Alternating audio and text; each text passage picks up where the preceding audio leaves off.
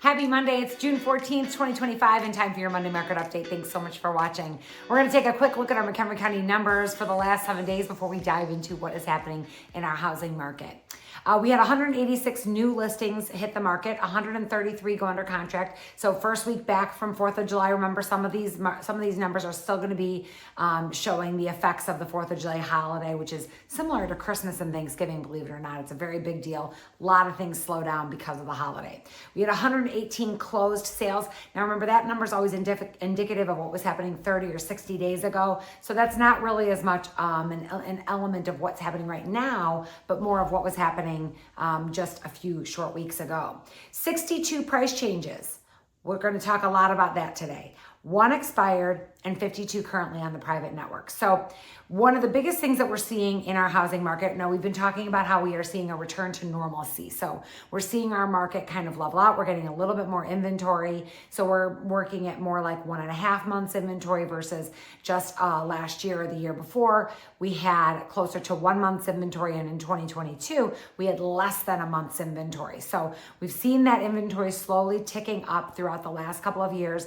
Right now, we're starting to see it really hit a new normal of still a seller's market. So it's not like we're in a buyer's market or that we're even in a fair and balanced market. It's just less extreme of a seller's market. So that's where we're at with inventory. We're seeing prices kind of level out, and we're seeing more price reductions. So one of the things that's been really tough in this market is pricing. We are trying to price for the market that we're going into, not the one we're coming out of, but that can be very, very difficult, especially when sellers are still thinking about their neighbor's home that sold 2 months ago for, $20,000 over their list price. So we're having to have this sort of new assimilation for sellers to understand that we are headed back to a market where you either had to be the prettiest or the best price. We have to have a combination of the two if you're going to still get multiple offers, which is still happening. Because again, we still have low inventory. We don't have a fair and balanced market. So there are still homes that are selling with multiple offers. But those are homes that are like totally updated and priced really, really well. So when you have a home like that, that's going to be in a different category than a home that maybe is a little less updated or is in a higher price bracket. Especially homes that are over $700,000 in our area, we're starting to see them sit. We're starting to see the market time increase. We're starting to see buyers be a little bit more picky. We're starting to see offers come in under list price. Now remember, before COVID, all of those things were normal. We just haven't been used to it, so it seems really strange. So sales prices on a weekly basis are coming down slightly. If we look at the last 4 weeks, we get some reports through the MLS. We get this sort of like weekly graph. It gives us a picture of the entire Chicagoland area. I can't break it down by region. So, but on those reports, we are seeing the median sales price for the Chicagoland area is now $360,000.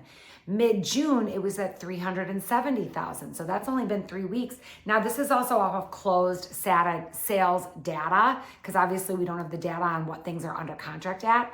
But for closed sales data, we're already starting to see some of these things go down as a result of what's been happening over the last few weeks. The average sales price, so different from the median, the average sales price is now $447,000. 3 weeks ago, it was $477,000. That's a $30,000 price difference in just 3 weeks. That's a 6% decline in prices in 3 weeks. Now, we do not see this trend continuing. So what I don't want you to get the impression that prices are coming down and that we're like headed for another 2008. That is not what's happening. But we're seeing prices having to sort of adjust and come down, and they're going to kind of flatline. They're going to kind of flatten out. So maybe and what I think it's more of a result of is more somewhat prices, homes being overpriced to begin with. We're used to this 7%, 10%, 20% year over year increase in prices, and that is starting to flatline, which is good.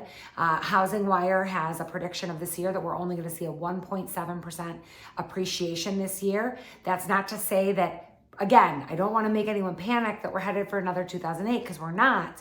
It's just that things got so crazy after COVID, and we're starting to see them kind of level out. We're seeing things return to normal. We do not expect prices to come down, but they are going to stop inflating. They're going to stop going up quite as much. Now, this week is a big week for economic news. We have the retail, we have the CPI numbers coming out that is going to give us an indication on inflation. There are going to be some tariff headline news the leading numbers to show us some of that data of how the tariffs are going to start affecting our inflation numbers as well. So we're expecting that maybe interest rates could go up the end of this week, mortgage rates, which could cause us to have a bit of a rougher weekend this upcoming weekend. We don't know. There are some people that are anticipating that interest rates will still come down at the end of this year. But of course, after the big beautiful bill passes as well, there's some reactionary interest rates that we think are gonna go up a little bit due to that, even though the feds are projecting that they will do a rate cut at their meeting at the end of this month. But as we saw in September, October of last year, when the feds actually cut the prime rate, the mortgage rates actually went up as a response because inflation went up as a response to those cuts. So it's all a lot of economic data that can be really hard to interpret.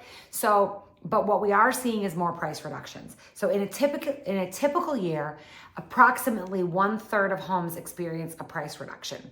This year, that figure is slightly elevated to 40%. So 1/3 would be about 33%, whereas now we're seeing it about 40%. So we're seeing definitely more price reductions this year than we've seen in the last few years. In 2022, to give you some perspective, we had 17% price reduction, so that was a much different market. We had interest rates that were extremely low. So now prices have gone up since then. So if you're thinking, gosh, dude, I should have sold my house in 2022, don't think that. Prices have still gone up. You're still in a good position, but we're just seeing things level out. So if your home is sitting on the market a little bit longer, don't fret. We actually do normally see a little bit of a surge in mid-August, so hopefully that will come again. Of course, all of this is very hard to predict with each year being different. Tariffs this year, we haven't had that in a long time. Seeing interest rates that are higher than they've been in decades. So all of this is new territory. All we can do is sort of take some of the data and speculate what we think is going to happen. But all in all, housing is always a good investment. Housing is safe. Your investment is safe. We are not going to see prices tumble. We're not going to see anything extreme. It's just a matter of trying to figure out where we're at and how to do this. It's like chess.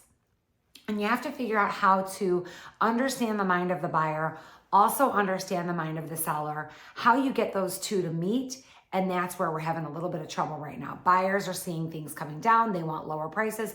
Sellers are seeing their neighbors that sold months ago for way more money. They still want to be high. So we've got to get both of them to the point where they can meet. And that can be a little tricky sometimes. If you have any questions, as always, please reach out to me. I'm at Miranda at MirandaAlteam.com or 815-529-0777. Thanks so much. Have a great rest of your Monday. Bye-bye.